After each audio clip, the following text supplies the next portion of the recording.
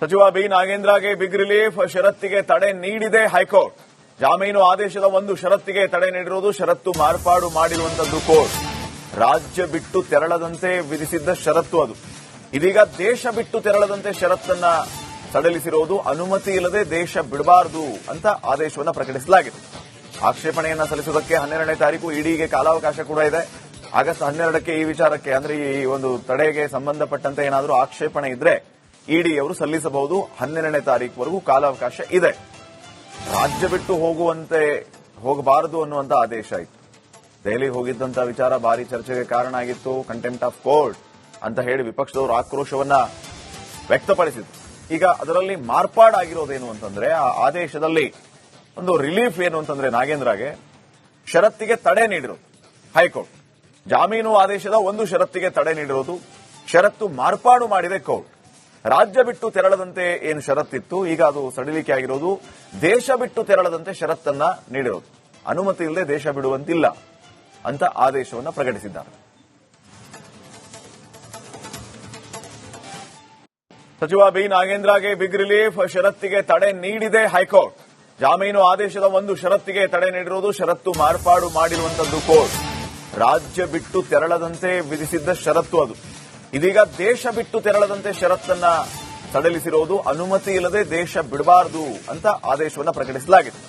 ಆಕ್ಷೇಪಣೆಯನ್ನ ಸಲ್ಲಿಸುವುದಕ್ಕೆ 12ನೇ ತಾರೀಕು ಇಡಿಗೆ ಕಾಲಾವಕಾಶ ಕೂಡ ಇದೆ. ಆಗಸ್ಟ್ 12ಕ್ಕೆ ಈ ವಿಚಾರಕ್ಕೆ ಅಂದ್ರೆ ಈ ಒಂದು ತಡೆಗೆ ಸಂಬಂಧಪಟ್ಟಂತೆ ಏನಾದರೂ ಆಕ್ಷೇಪಣೆ ಇದ್ರೆ ಇಡಿ ಅವರು ಸಲ್ಲಿಸಬಹುದು. 12ನೇ ತಾರೀಕುವರೆಗೂ ಕಾಲಾವಕಾಶ ಇದೆ. ರಾಜ್ಯ ಬಿಟ್ಟು ಹೋಗಬಾರದು ಅನ್ನುವಂತ ಆದೇಶ ಇತ್ತು. ದೆಹಲಿಗೆ ಹೋಗಿದ್ದಂತ ವಿಚಾರ ಭಾರಿ ಚರ್ಚೆಗೆ ಕಾರಣ ಆಗಿತ್ತು. ಕಂಟೆಂಪ್ಟ್ ಆಫ್ ಕೋರ್ಟ್ ಅಂತ ಹೇಳಿ ವಿಪಕ್ಷದವರು ಆಕ್ರೋಶವನ್ನ ವ್ಯಕ್ತಪಡಿಸಿದ್ರು. ಈಗ ಅದರಲ್ಲಿ ಮಾರ್ಪಾಡಾಗಿರೋದೇನು ಅಂತಂದ್ರೆ, ಆ ಆದೇಶದಲ್ಲಿ ಒಂದು ರಿಲೀಫ್ ಏನು ಅಂತಂದ್ರೆ, ನಾಗೇಂದ್ರಗೆ ಷರತ್ತಿಗೆ ತಡೆ ನೀಡಿರೋದು ಹೈಕೋರ್ಟ್. ಜಾಮೀನು ಆದೇಶದ ಒಂದು ಷರತ್ತಿಗೆ ತಡೆ ನೀಡಿರೋದು, ಷರತ್ತು ಮಾರ್ಪಾಡು ಮಾಡಿದೆ ಕೋರ್ಟ್. ರಾಜ್ಯ ಬಿಟ್ಟು ತೆರಳದಂತೆ ಏನು ಷರತ್ತಿತ್ತು, ಈಗ ಅದು ಸಡಿಲಿಕೆ ಆಗಿರೋದು, ದೇಶ ಬಿಟ್ಟು ತೆರಳದಂತೆ ಷರತ್ತನ್ನ ನೀಡಿರೋದು. ಅನುಮತಿ ಇಲ್ಲದೆ ದೇಶ ಬಿಡುವಂತಿಲ್ಲ ಅಂತ ಆದೇಶವನ್ನು ಪ್ರಕಟಿಸಿದ್ದಾರೆ.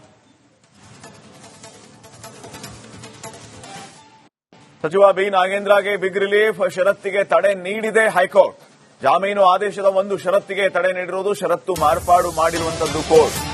ರಾಜ್ಯ ಬಿಟ್ಟು ತೆರಳದಂತೆ ವಿಧಿಸಿದ್ದ ಷರತ್ತು ಅದು. ಇದೀಗ ದೇಶ ಬಿಟ್ಟು ತೆರಳದಂತೆ ಷರತ್ತನ್ನ ಸಡಿಲಿಸಿರುವುದು, ಅನುಮತಿ ಇಲ್ಲದೆ ದೇಶ ಬಿಡಬಾರದು ಅಂತ ಆದೇಶವನ್ನು ಪ್ರಕಟಿಸಲಾಗಿದೆ. ಆಕ್ಷೇಪಣೆಯನ್ನ ಸಲ್ಲಿಸುವುದಕ್ಕೆ 12ನೇ ತಾರೀಕು ಇಡಿಗೆ ಕಾಲಾವಕಾಶ ಕೂಡ ಇದೆ. ಆಗಸ್ಟ್ 12ಕ್ಕೆ ಈ ವಿಚಾರಕ್ಕೆ ಅಂದ್ರೆ ಈ ಒಂದು ತಡೆಗೆ ಸಂಬಂಧಪಟ್ಟಂತೆ ಏನಾದರೂ ಆಕ್ಷೇಪಣೆ ಇದ್ರೆ ಇಡಿ ಅವರು ಸಲ್ಲಿಸಬಹುದು. 12ನೇ ತಾರೀಕುವರೆಗೂ ಕಾಲಾವಕಾಶ ಇದೆ. ರಾಜ್ಯ ಬಿಟ್ಟು ಹೋಗಬಾರದು ಅನ್ನುವಂತ ಆದೇಶ ಇತ್ತು.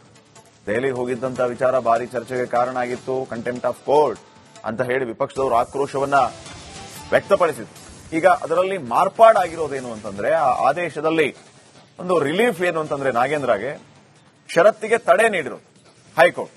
ಜಾಮೀನು ಆದೇಶದ ಒಂದು ಷರತ್ತಿಗೆ ತಡೆ ನೀಡಿರೋದು, ಷರತ್ತು ಮಾರ್ಪಾಡು ಮಾಡಿದೆ ಕೋರ್ಟ್. ರಾಜ್ಯ ಬಿಟ್ಟು ತೆರಳದಂತೆ ಏನು ಷರತ್ತಿತ್ತು, ಈಗ ಅದು ಸಡಿಲಿಕೆ ಆಗಿರೋದು, ದೇಶ ಬಿಟ್ಟು ತೆರಳದಂತೆ ಷರತ್ತನ್ನ ನೀಡಿರೋದು. ಅನುಮತಿ ಇಲ್ಲದೆ ದೇಶ ಬಿಡುವಂತಿಲ್ಲ ಅಂತ ಆದೇಶವನ್ನು ಪ್ರಕಟಿಸಿದ್ದಾರೆ.